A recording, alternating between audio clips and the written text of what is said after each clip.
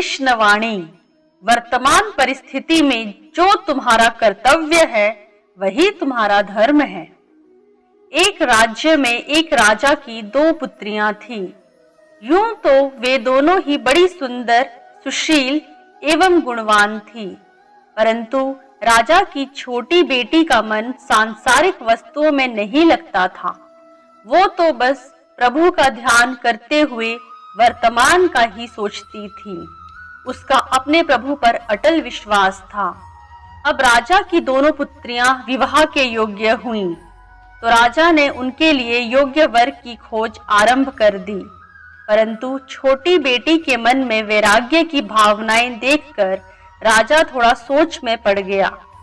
राजा वर की तलाश तो कर रहे थे, किंतु छोटी बेटी के विवाह के लिए योग्य वर नहीं मिल पा रहा था।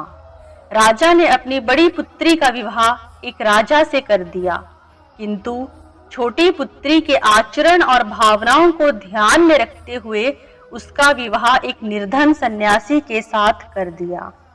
उसका विवाह राजा ने निर्धन सन्यासी से इसलिए करवाया क्योंकि राजा ने विचार किया कि एक सन्यासी ही मेरी पुत्री की भावनाओं को समझ सकेगा एवं उसका सम्मान करेगा।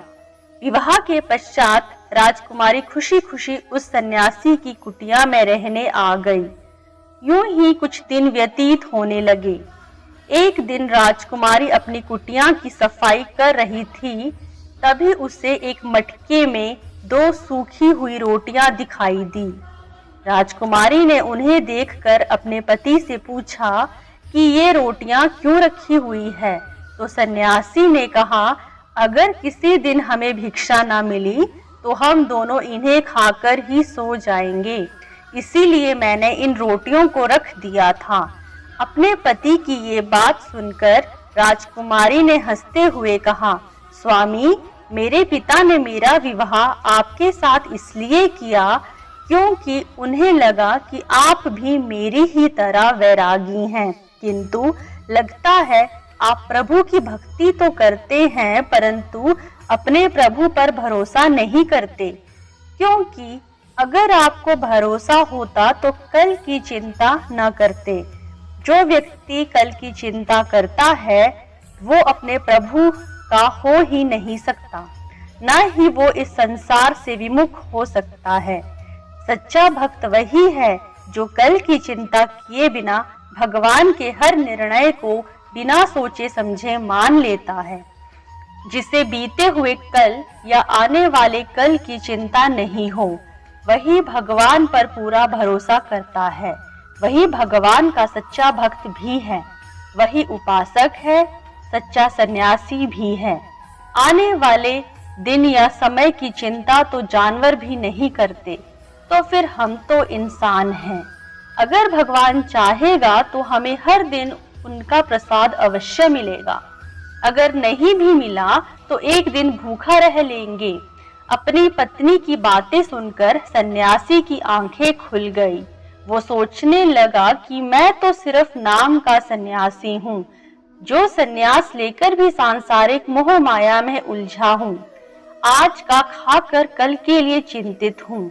एक ये है जो राजमहल में रह के भी मुझ निर्धन के साथ मेरी इस कुटिया में चली आई।